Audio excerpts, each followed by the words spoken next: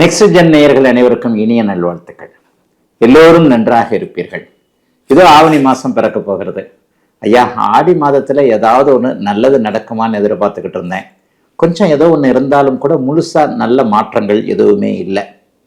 எனக்கு இந்த ஆவணி மாசம் உண்மையிலேயே தமிழ்ல பெரியவர்கள் சொல்லுவாங்க, தை மாசம் பிறந்துருச்சுல இனிமே நல்லா இருக்கும், ஆவணி மாசம் பிறக்க போதில்ல இனிமேல் நல்லா இருக்கும். அப்ப அந்த தைக்கும் ஆவணிக்கும் உண்மையிலே ஒரு சில சிறப்புகள் நிச்சயமாக இருக்கின்றன.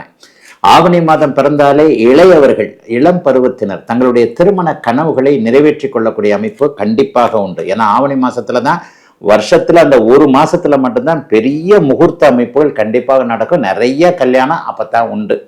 அப்ப ஆவணி மாதத்திற்கென்று உள்ள சிறப்புகள், நல்லவைகள், நல்ல விஷயங்கள், மங்கள விஷயங்கள் நிறைய நடக்கக்கூடியது ஆவணி மாதத்துடைய சிறப்புகள். ஆனாலும் தனி மனிதன் நான், உலகமே நல்லா இருந்தா கூட நான் நல்லா இல்லையேங்க. சில நேரங்களில் பாருங்க, 2 வருஷமா கஷ்டப்படுறேன், 3 வருஷமா கஷ்டப்படுறேன். இப்போது உண்மையை சொல்ல போனா மீனராசிக்காரர்களும் சிம்ம ராசிக்காரர்களும், அதுலயும் உள்ள சொல்ல போனா மீனராசியில ரேவதி நட்சத்திரத்துல பிறந்தவங்களும் சிம்மராசியில பூர நட்சத்திரத்துல பிறந்தவங்க சில மாதங்களாக கடுமையான மன அழுத்தத்துல இருக்கிறீங்கன்றதான் உண்மை. கோட்சாரத்துல இந்த ராசி பலன்களை அதிகமாக பார்ப்பவர்கள், அதிகமாக கமெண்ட் கொடுப்பவர்கள் மீனராசிக்காரர்களும் சிம்மராசிக்காரர்களுமா தான் இருப்பீங்க. இவர்களுக்கு அவரவர்களுடைய வயதிற்கு ஏற்றாற் போல மன அழுத்தம் தரக்கூடிய, உண்மையிலேயே பிறந்த ஜாதக அமைப்பு தான் மெயினான ஒண்ணு. பிறந்த ஜாதகத்துல ஒரு தசாபக்தி அமைப்புகள் இருக்கும். இப்ப நாங்க பேசுற இந்த சனி பயிற்சியா இருக்கட்டும், ராகுகேது பயிற்சியா இருக்கட்டும், குரு பயிற்சியா இருக்கட்டும், மாத பலன்களா இருக்கட்டும், உங்களுடைய பிறந்த ஜாதக தசாபக்தி அமைப்புகளுக்கு கட்டுப்பட்டது, உட்பட்டது. பிறந்த ஜாதக அமைப்புகள் ஒரு 60-70% நடக்குதுன்னா, இப்ப இந்த கோச்சார அமைப்புகள்ல ஒரு 20-30% பெரிய அளவுல அதுக்கு கை கொடுக்கக்கூடிய அமைப்புகள்ல தான் இருக்கும். பிறந்த ஜாதக அமைப்புகளின் அடிப்படையில என்ன காரக ஆதிபத்திய தசாபுக்தி அமைப்புகள் உங்களுக்கு நடந்து கொண்டிருக்கிறதோ அதுல இப்ப அஷ்டமச்சனி ஜன்மச்சனி நடக்கக்கூடிய மீனராசிக்காரர்களும் சிம்மராசிக்காரர்களுக்கும் கடுமையான மன அழுத்தங்கள் கண்டிப்பாக இருக்கும். ஆக ஒரு நிலையில ஆடி மாதத்தை விட ஆவணி மாதம் நன்றாக இருக்கும் என்பதை உறுதியாக சொல்லிவிடலாம். ஜன்மச்சனி அஷ்டமச்சனி நடந்து கொண்டிருப்பவர்களுக்கு கூட ஏதாவது ஒரு வகையில நல்ல பலன்கள் கண்டிப்பாக உண்டு. தமிழ் மாத பலன்கள் எப்படி சொல்லப்படுகிறது? ஏன் இப்படி என்னங்க ஸ்பெஷலா ஆவணி மாதத்திற்கு மட்டும் ஒரு சிறப்பு அப்படின்னு சொன்னா, மாதங்களின் நாயகன் சூரியன் தான். சூரியனுடைய இயக்கத்தை வச்சுதான் மாதங்களே அமைக்கப்பட்டிருக்கு. உலகம் முழுக்க இந்த வேத ஜோதிடம் என்கின்ற அமைப்புல 12 ராசி கட்டங்கள், நம்முடைய இந்திய அமைப்புல சூரியனுடைய இயக்கத்தை வைத்து 1ஆம் தேதியிலிருந்து 31ஆம் தேதி வரைக்கும், 30ஆம் தேதி வரைக்கும் சூரியன் எங்க இருக்கிறாரோ அதான் தமிழ் மாசம்.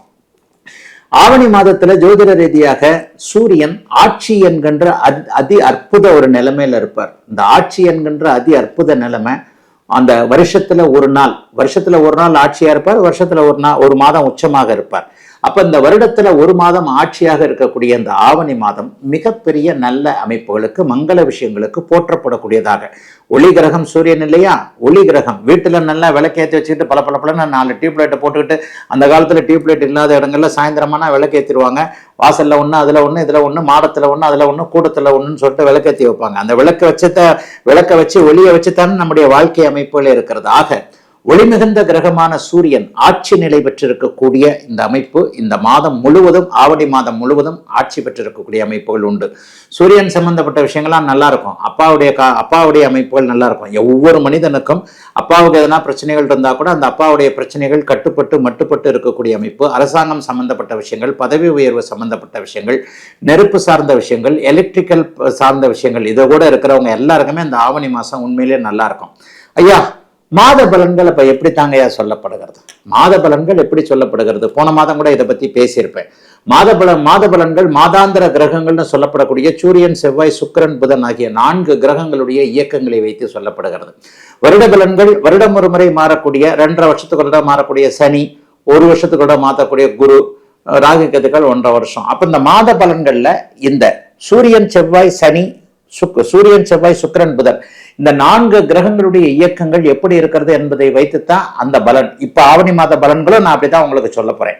ஆவணி மாதம் முழுவதும் சூரியன் ஒரே இடத்தில் சிம்ம வீட்டில், தன்னுடைய வீட்டில் ஆட்சியாக இருக்க, மிதுன வீட்டுல இந்த மாதம் முழுவதும் செவ்வாய் ஒரு நல்ல நிலைமையில இருக்கிறார்.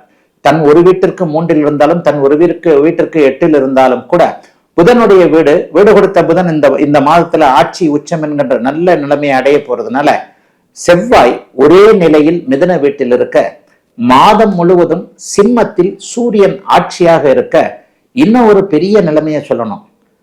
ஆரம்பத்துல ஆவணி மாத ஆரம்பத்துல சுக்கிரன் நீச்சமா இருக்கிறார். சுக்கிர பயிற்சி மாதம் நடக்கும் ஒவ்வொரு மாதமும். இந்த நீச்சமாக இருக்கக்கூடிய சுக்கிரன் இந்த ஆவணி மாதத்தின் பாதியில 15 செகண்ட் வாரம் 15-14 தேதிகளிலேயே உங்களுக்கு ஆட்சி என்கின்ற இன்னொரு நிலைமைக்கு வருகிறார். அதற்கடுத்து 5 நாட்கள் ஆவணி மாதத்துடைய இறுதி பகுதியான 10 நாட்கள்ல புதன் உச்சமாக இருக்கிறார். ஆக எப்படி பார்த்தாலும் சூரியன் ஆட்சி, புதன் மாத இறுதியில் உச்சம், மாதத்தின் நடுப்பகுதிக்கு பிறகு சுக்கிரன் ஆட்சி என்கின்ற இந்த 3 நிலைமைகளே ஆவணி மாசத்தை சூப்பரா தூக்கி நிறுத்தக்கூடிய ஒரு நல்ல அமைப்பு, அருமையான ஒரு அமைப்பு. ஆக இந்த சுக்கிர தசை நடந்து கொண்டிருப்பவர்கள், சுக்கிர தசா புக்திகள் நடந்து கொண்டிருப்பவர்கள், சூரிய தசாபுக்திகள் நடந்து கொண்டிருப்பவர்கள், புதனுடைய தசாபுக்திகள் நடந்து கொண்டிருக்கக்கூடியவர்கள் எல்லாருக்குமே அந்தரங்கள் நடந்தா கூட இந்த சூரியன் புதன் சுக்கிரன் மூவருமே இந்த ஆவணி மாதத்தின் பிற்பகுதியில வலிமையாக இருக்கின்ற காரணத்தினால் மிகப்பெரிய நல்ல பலன்கள் இந்த சுக்கிர சூரிய புதன் தசா புக்தி அந்தரங்கள் நடந்து கொண்டிருப்பவர்களுக்கு உண்மையிலேயே பெரிய அளவுல நல்லா இருக்குங்க. ஆக எதை பத்தியும் கவலைப்பட வேண்டாம். ஆவணி மாதம் பெரும்பாலும் எல்லாருக்குமே நல்லா இருக்கும். இப்போது நான் சொன்ன இந்த 3 கிரகங்கள் வலுவாக இருக்கிறதும் உச்சகுரு சனியை பார்ப்பதும் மிகப்பெரிய யோக பலன்களை தரும் என்பதால் எல்லாவற்றிலும் ஒரு நிறைவுகள் இருக்கக்கூடிய ஒரு அருமையான நல்ல மாதமாகவே இந்த மாதம் அமையுங்க. அடுத்து இப்ப 12 இது பொதுவான பலன்களை சொல்லிட்டேன். 12 ராசிக்காரர்களுக்கும் இது வித்தியாசப்படும் இல்லையா? 12 ராசிக்காரர்கள் ஒவ்வொரு விதமாக ஒவ்வொரு ராசிக்கும், இப்ப நான் சொன்ன மாதிரி இந்த ஆரம்பத்துல மீனராசிக்கு ஜென்மச்சனி, சிம்மராசிக்கு அஷ்டமச்சனி, இவர்கள் 2 பேருக்கும் கடுமையான மன அழுத்தங்கள் இருக்கின்றன. ஆக 12 ராசிக்காரர்களுக்கு தனித்தனியாக இப்போது இந்த ஆவணி மாத பலன்கள் எப்படி இருக்கும் என்பதை பார்த்தலாம். கன்னிராசிக்காரர்களுக்கு மிகப்பெரிய மாண்புகள் மதிப்புகள் கிடைக்கக்கூடிய சுப மாதமாக இந்த மாதம் இருக்கும். மாதத்தின் முதல் 20 நாட்கள் உங்களுடைய ராசிநாதன் 12ஆம் அதிபதியான உங்களுடைய ராசிநாதன் புதனுடைய நண்பரான சூரியனோடு சேர்ந்திருக்கிறார். மாதத்தின் 20ஆம் தேதிக்கு பிறகு புதன் உச்சம் என்கின்ற அதி உன்னத நிலையை அடைகிறார். அதே நேரத்தில் 2ல சுக்கிரன் வலுவாக இருக்க சனியை குருபாக்குறது கொடுத்து வச்ச அமைப்பு. கன்னிராசிக்காரர்களுக்கு முதல் 20 நாட்கள் பயங்கர செலவு இருக்கும், பயணங்கள், வெற்றி, டிராவல் இருக்கும். வெளியூருக்கு போறது, வெளிநாட்டுக்கு போறது, வெளிமாநிலத்துக்கு போறது, மாவட்டத்துக்கு போறது, அவரவருடைய ஜாதக தசாபுக்தி அமைப்புகளுக்கு ஏற்ப சிறிய பயணம் பெரிய பயணம் ஏதாவது ஒன்று அமைந்து அதன் மூலமாக நன்மைகள் நடக்கக்கூடிய அமைப்பு. பயணம் போகும்போதே யாராவது ஒருத்தருடைய நல்ல அறிமுகம் கிடைக்கிறது, அதன் மூலம் ஒரு ஃப்ரெண்ட்ஷிப்பாக இருக்கிறது, வேலை தொழில் விஷயங்களுக்கு நல்லவைகள் நடப்பது என்பது போன்ற அமைப்புகள் உண்டு. சிலருக்கு கிழக்கு திசையை நோக்கிய பயணங்கள் நிச்சயமாக உண்டு. America, Singapore, Malaysia, Japan, Sri Lanka, Australia, New Zealand, China, இந்த மாதிரியான நாடுகள், இந்தோனேசியா, இந்த மாதிரியான நாடுகளுக்கு போக வேண்டும் என்கின்ற எண்ணத்தில் அதற்கான முயற்சிகளில் இருப்பவர்களுக்கு விசா கிடைக்கக்கூடிய அமைப்பு இப்போது இந்த மாதம் முழுவதுமே கண்டிப்பாக அமைந்திருக்கிறது. கண்டிப்பாக பலிக்கும். மாதம் முழுவதும் 12ஆம் அதிபதி சூரியன் 12லேயே இருப்பதால் அப்பானால ஏதாவது கொஞ்சம் செலவுகள் ஏதாவது வரும். அதை மட்டும் கொஞ்சம் கண்ட்ரோல் பண்ணிக்கோங்க. அப்பாவால் மருத்துவ செலவு கூட, வயதான அப்பாவாக இருக்கிறவங்களுக்கு டக்குன்னு ஏதாவது சின்ன காய்ச்சல், தலைவலி, மண்டையடினா கூட உடனே டாக்டர்கிட்ட கொண்டு போய் ஒரு செக்அப் பண்ணிக்கோங்க. சின்ன சின்ன செலவுகள் தான் இருக்கும், பெரிய அளவில் ஒன்று இருக்காது. 10ஆம் இடத்துல தசம அங்காரகா என்கின்ற அமைப்பில் செவ்வாய் இருக்கிறார். தொழில் நன்றாக இருக்கும், வியாபாரம் நல்லா இருக்கும். விவசாய பெருமக்கள் எல்லாருக்குமே கன்னிராசிக்காரர்களுக்கு இப்போது மிகப்பெரிய மேன்மைகள் உண்டு. மண்ணை நம்பினா அது பொண்ணு அப்படிங்கிறத நீங்கள் இப்போ நிரூபிப்பீங்க. உழவுக்கும் தொழிலுக்கும் வந்தனை செய்வோன் மகாகவி பாரதியார் சொன்ன மாதிரி உழவன் என்றைக்குமே வீணாக போய்விட மாட்டான் என்பதை கன்னிராசிக்கார விவசாயிகள் இப்போது புரிந்து கொள்ளக்கூடிய அமைப்புகள் உண்டு. 11ஆம் இடத்துல குரு பகவான் வலுத்திருப்பது மிகப்பெரிய யோக பலன்களை செய்யக்கூடிய ஒன்று. ஆக அந்த குரு பகவானால இதுவரைக்கும் இல்லாத அளவிற்கு கடன் தீருதல், நோய் தீருதல், வெற்றிகள் கிடைத்தல், குருவுக்கு நிகரானவர்கள், வாத்தியார் மாதிரியான ஆட்கள், குருவுக்கு நிகரானவர்கள், அல்லது ஆன்மீகம் சம்பந்தப்பட்ட துறைகளில் இருக்கக்கூடியவர்கள், சொல்லிக் கொடுக்கும் துறை, வழக்கறிஞர் துறைகளில் இருக்கக்கூடிய கன்னிராசிக்காரர்களுக்கு மிகப்பெரிய நல்ல முன்னேற்றங்கள் இருக்கக்கூடிய அமைப்புகள் உண்டுங்க. 7ஆம் இடம் இப்போது ரொம்ப ரொம்ப வலுவாக இருக்கிறது. காதல் நிறைவேறும், கணவன் மனைவி உறவுகள் நன்றாக இருக்கும்.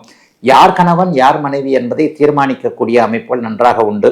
அந்நிய இன மத மொழி பேசுகின்ற ஒருத்தரை கல்யாணம் பண்ணிக்கணும், எங்க ஜாதியே இல்லை, எங்க மதமே இல்லை, அப்பா அம்மா என்ன சொல்லுவாங்களோ ஏது சொல்லுவாங்களோன்ற மாதிரியாக இந்த மாதிரியான சிக்கல்களில் இருந்து வந்து கொண்டிருக்கின்ற கன்னிராசிக்காரர்களுக்கு தாய் தந்தையுடைய ஆதரவும் அனுமதியும் இந்த ஆவணி மாதம் கிடைக்கக்கூடிய நல்ல மாதங்க. கன்னிராசிக்காரர்கள் எல்லோருக்கும் இந்த ஆவணி மாதம்